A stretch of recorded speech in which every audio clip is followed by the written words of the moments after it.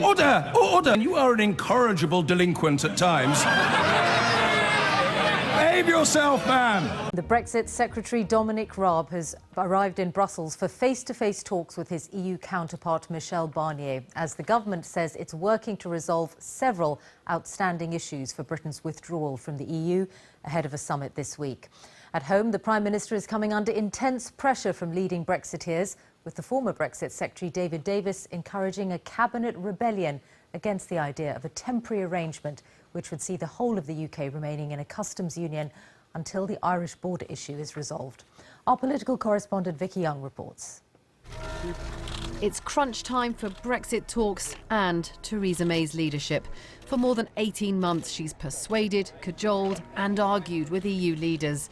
The last get-together in Austria, though, ended with angry recriminations. Back home, it's no easier, with some cabinet ministers threatening to quit over her plans. Loyal colleagues say it's time for unity. Everybody needs to get behind the Prime Minister and pull behind her, because she is trying to deliver the best deal for Britain, and that's the best way to take this forward. But the former Brexit Secretary David Davis says the cabinet must exert its authority and get Mrs May to change direction. The disagreement is over the so-called Irish backstop, how to avoid border checks between Northern Ireland and Ireland if a suitable trade arrangement isn't in place. Theresa May suggesting the UK stays in the EU's customs union.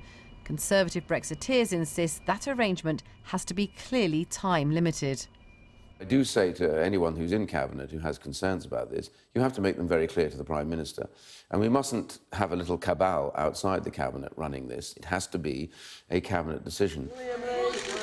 The Labour leadership is scathing about Mrs May's plans. Frankly, if she comes back with something which is just a fudge that she's cooked up with Brussels and it doesn't meet our test, we're not going to vote for it. And, you know, and the British people are not stupid. We're not stupid. We're not voting for something which is essentially a bridge to nowhere. We need to know what our future relationship with Europe is going to be, and a fudge won't fix it.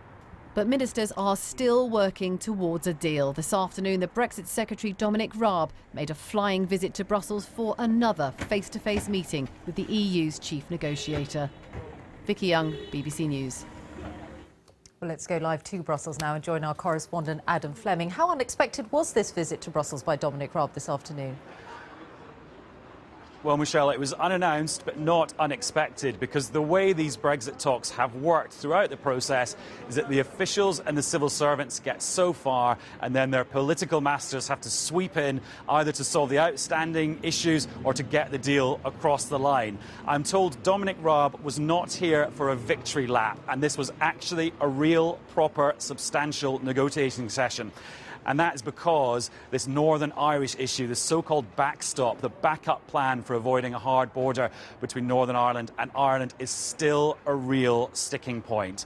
Now, the 27 ambassadors from the remaining EU countries are having a meeting just over there right now where they'll get updated on progress. Some people saying the mood music in some areas is good, others being a bit more gloomy and saying Northern Ireland is still really, really tricky. Is this real? Is this tactical? I honestly don't know. I think we'll find out in the next few days, and we'll know for definite when EU leaders are here for a summit on Wednesday.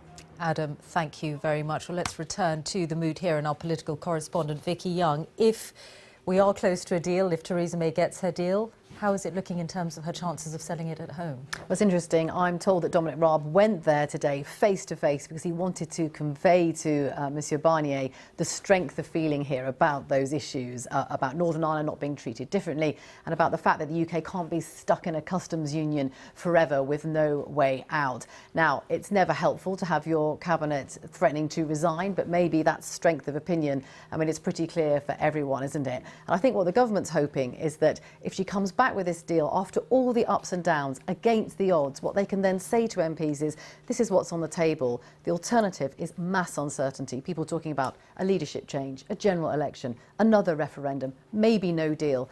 They think that will focus the minds of MPs, and that's the way that she can sell it to Parliament. Vicky Young, thank you very much. In a dramatic turn of events, the Brexit Secretary went to Brussels today for unscheduled talks with Chief EU negotiator Michel Barnier. Less than 2 hours later, he left. No word on what was discussed or whether anything was agreed. Number 10 played down speculation of a deal as the Prime Minister came under renewed pressure from her own side not to compromise. On Wednesday, EU leaders meet for a summit designed to sign off a final deal that appears to remain at best a work in progress. The latest live from Brussels in a moment. First, our political correspondent, Paul Brand. Yet again tonight, the Brexit secretary arrived in Brussels. Entering an institution, Britain still hasn't found a way to leave, as negotiations with the EU enter their final hours. Other members of the government still seemed lost today. The Foreign Secretary and his European counterparts managed to find their way through this maze, but then they discussed Brexit, with negotiations still getting no further than this perimeter, the backstop plan to prevent a hard border with Ireland if we don't get a Brexit deal. The Prime Minister wants Britain to stay in a customs union for a while, but she's under pressure to name an end date. Theresa May has been absolutely clear that she would not sign up to indefinite membership of the customs union. So what we need to do is to find a backstop solution that respects her and our manifesto commitment to be leaving the customs union, but also satisfies the Irish concerns that we will never see a return to the Troubles. I'm really looking forward to us getting a good deal for the United Kingdom. Without a time limit, cabinet loyalty could have a rather rapid expiry. ITV News understands Andrea Leadsom is among several Brexit-supporting ministers still considering their position. While on the Remain wing, the Scottish Secretary and the leader of the Scottish Conservatives have also written to the Prime Minister, worried special status for Northern Ireland will lead to other nations demanding it too. And today, one former cabinet member egged them all on. David Davis writing in a newspaper, "This is one of the most fundamental decisions that government has taken in modern times. It is time for the cabinet to exert their collective authority. This week, the authority of our constitution is on the line," with plenty of MPs in agreement. I'm very pragmatic, I'm very flexible on other things, but I have to be clear and know absolutely, and businesses to know, that there will be an absolute leaving point, which means we will be a sovereign, independent state for trading once again. To strike a compromise, Downing Street is desperately trying to find the right words, but there are only so many in the English language. I understand the latest jargon they're trying to negotiate is a break clause, a way of terminating the backstop with 6 months' notice. The detail isn't always easy to follow, but cabinet members want every bit of it before they're willing to back the plan here on Tuesday. Tonight, as officials shuttled round Brussels, the UK played down any progress. This may look like movement, but negotiations are still stuck. Paul Brand, ITV News. Well, as promised, joining me live now from Brussels is our correspondent, Angus Walker. Great diplomacy, great secrecy, Angus. What have you been able to find out? Well, there was this air of anticipation all weekend and then this sense of political drama with this sudden announcement that Dominic Raab, the Brexit secretary, would be here to meet Michel Barnier. I understand it was a proper negotiating session and it went on for just over an hour, but they have two sticking points on the Irish border issue still remaining. After the meeting with Michel Barnier, his officials went over to brief a hastily arranged meeting of the 27 EU ambassadors here. That briefing is going on. I'm waiting to hear more from that meeting. And after that meeting, I'm told that the Sherpas meeting with Michel Barnier, which had been scheduled for tomorrow afternoon, has been cancelled. Now, the Sherpas are the officials who do the toing and froing between EU leaders, would be doing it at the summit coming up on Wednesday. Remember, the summit was always a deadline, a target for an EU deal. So if that Sherpas meeting has been cancelled, that's very bad news indeed. And we could be into a completely new timescale with negotiations perhaps now continuing for more weeks, with perhaps another summit having to be scheduled for November. So everything very fluid here. Angus, thank you. As the Prime Minister prepares for a crucial EU summit in Brussels on Wednesday, her Brexit Secretary Dominic Raab has dashed across the water to meet the EU chief negotiator Michel Barnier. Back here, Mr Raab's predecessor David Davis has called for a mutiny against Theresa May's plans for leaving. As Siobhan Kennedy reports. The mood music, just like the crooning at this local Conservative lunch, seems to have softened.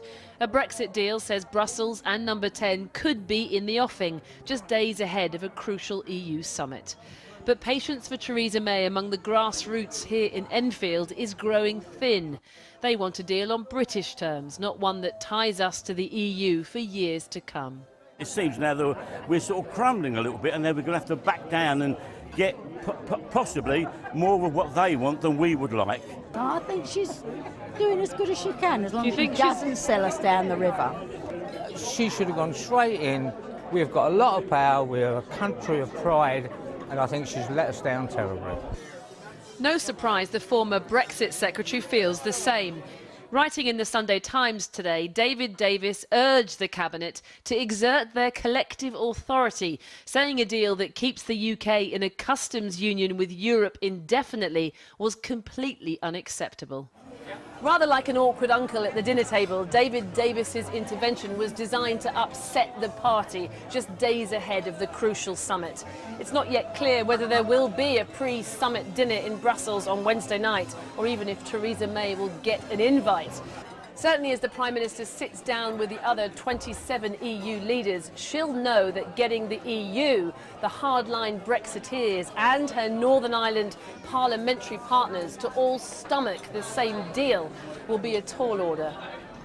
The current Brexit Secretary, Dominic Raab, dispatched this afternoon to Brussels for urgent talks. If a deal with the UK cannot be agreed, the EU has proposed to keep Northern Ireland inside the customs union as a backstop to avoid a hard border until a deal can be reached.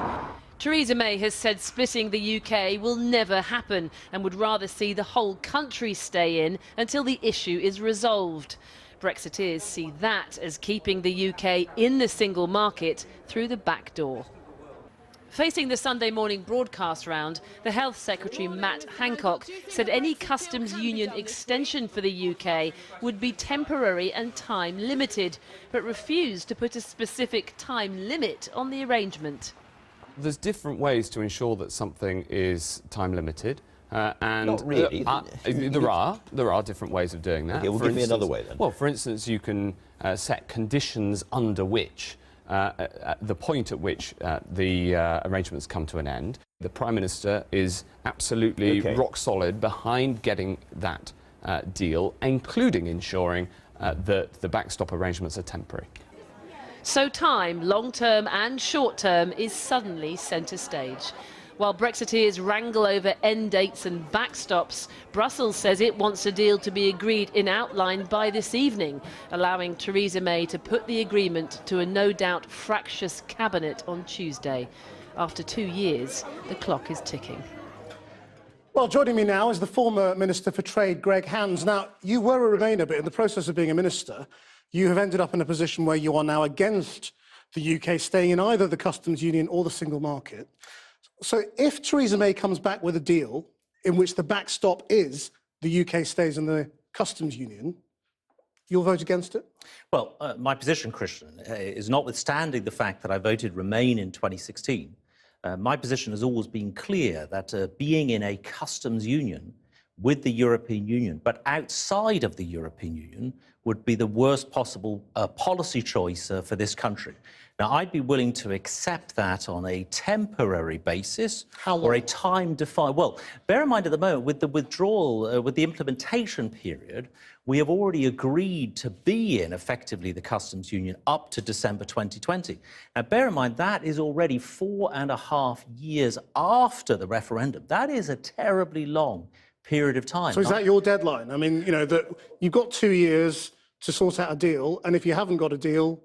Well, my position is December 2020 is already a very long period of time. That's 4.5 years after the referendum. I think the British people would stretch their patience to go beyond December 2020. And is this what all your colleagues are saying? I mean, like-minded people, there's a wide... You won't tolerate this kind of agreement? There's a variety of views within the party, as we know, about the right kind of agreement. I think there's a preferable way of doing this to the Chequers proposal, and that is to seek a comprehensive free trade agreement, a Canada-style free trade agreement with the EU. I think that could work for both sides in this case, and find a way using technology. I don't think it's beyond the wit of man or woman to find a way to deal with the specific problems of the Northern Irish Republic-Irish border. Well, the Irish government says this is just nonsense. I mean, the Irish Foreign Minister told me last week the idea that this can be solved with technology is nonsense. Well, the European and it's only uttered by people who don't understand the border. OK, well, the European Union itself has proposed using technology to police a different customs border, in this case, a customs border between Northern Ireland and the rest of Great Britain. Now, if the European Union thinks the technology can be used for that, then it ought to be able to be possible to overcome those issues and use it for the land border between Northern Ireland and the Republic. And thereby, that would then allow us... I mean, Brexit is really all about a set of challenges and a set of opportunities. I think we need to deal with the challenges, but also leave open the opportunities. And the opportunities are there in the UK pursuing an independent trade policy in the future. I mean, Theresa May's point, when she stood up in public, was people like you keep saying we should pursue a Canada plus deal. It's not on offer. It's only on offer for Great Britain, not for the United Kingdom. You know, the European Union position on it is to carve out Northern Ireland from that deal. My understanding is the European Union said a Canada deal was on offer, so long as there is a solution to the backstop problem. Which there isn't. I'm saying, and I think many people in the House of Commons and many people in the Conservative Party think that it's perfectly possible to find a solution to that problem, given a dollop of goodwill on both sides, the UK and Ireland and the European Commission coming together to find a solution to that problem. And that then allows us, the UK, to pursue an independent trade policy, which I think is an incredibly important aspect of all of this. But I mean, this is really weird because, you know, the British government, Theresa May, says that's not possible. The European Union says that's not possible. But there are a group of people, you're one of them, in the middle saying, well, it is. I mean, you know, if the two sides in this negotiation think your technological idea for the Northern Ireland border is fairyland, it's not going to happen, is it? Well, as I've already said, the European Union is proposing themselves to use technology for an Irish sea border. That's the first thing. Secondly, there's been some serious studies done on how that technology might be done by different groups, looking at the feasibility of that, and I think it is possible to do that. And I think that's what we should be discussing with the European Union at the moment, is finding a better solution than the Chequers proposal, which have actually already been rejected. Like David Davis, that the Cabinet should face Theresa May down if she comes back with a backstop that is contrary to what I am saying is I think there is a better policy choice. I think the public policy choice of Chequers, I think, can be improved on. The public policy choice of staying in a customs union, of being outside of the EU, is also a poor choice. With 3 days before Theresa May goes to Brussels, she has not changed her mind. She is showing no sign of changing her mind. What are you going to do in that scenario? Are you going to change her? Well, we'll have to see what agreement is actually negotiated, and we'll have to see what the vote is. I mean, the vote will be, of course, on the withdrawal agreement, plus a political declaration attached to it.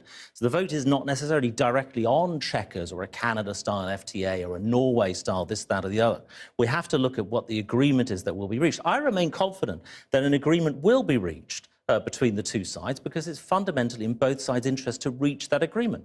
But of course, it's not saying that it is impossible that there could be a no-deal situation. That is also possible, but I think it's unlikely. Do you think David Davis would do a better job of this negotiation?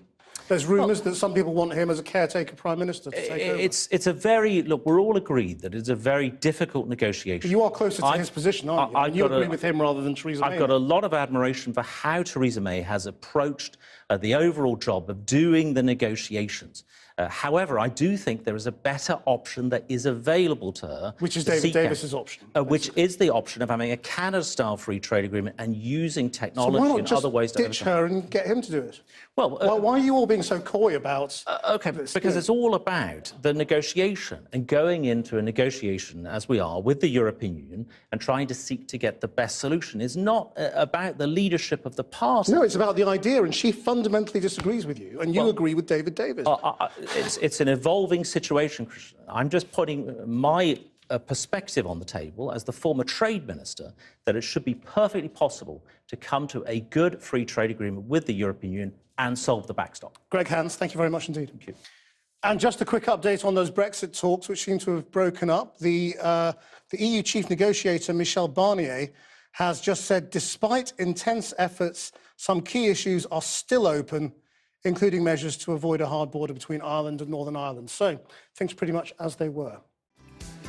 I've been